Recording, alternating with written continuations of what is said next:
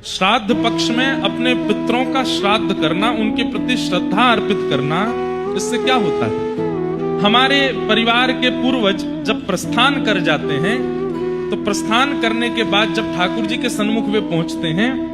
तो ठाकुर जी उनको अपने निजलोक में निवास दे देते हैं। तब ठाकुर जी से हमारे ही वे जन जाकर के प्रार्थना करते हैं, हे नाथ, मेरे बच्चे, मेरी बहुएं, मेरे बालक, ये सब लोग मेरे से बहुत प्रेम करते थे, बहुत स्नेह करते थे। अब तो मेरा संबंध इनसे टूट चुका है, पर फिर भी नाथ मैं बस इतनी कृपा आपसे चाहता हूं कि इस परिवार पर कृपा बनाए रखना।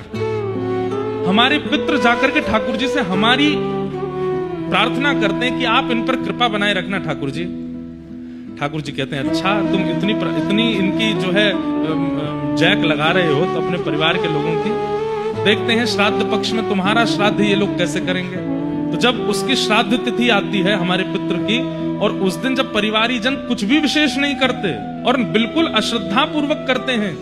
तब ठाकुर जी मंद मंद मुस्का करके व्यंग कसते हैं, देखो तुम्हारे परिवार के लोग क्या कर रहे हैं, कुछ भी नहीं, श्राद्ध के नाम पर केवल खाना पूर्ति जैसी कर रहे हैं, और तुम इन्हीं की हमसे प्रार्थना कर रहे थे कि इन पर कृपा बनाए रखना, इन पर अच्छे रखना, इनको भला रखना। तब हमारे पितृ नाराज नहीं होते, दुखी हो जाते हैं। वे कहते हैं, ठाकुर जी अब तो हमें लगता है कि स्वार्थी थे ये लोग, इनके पास हम रहे, जब तक हम थे तब तक इनका काम था, अब हम आ गए तो अब इनको कोई श्राद्ध का इनके मन में भाव नहीं है, अब हमारा भी इनके प्रति कोई भाव नहीं है, आपको इनके कर्मानुसार जो गति देनी हो वो दीजिएगा, हमारा इसमें कोई योगदान नहीं। इसलिए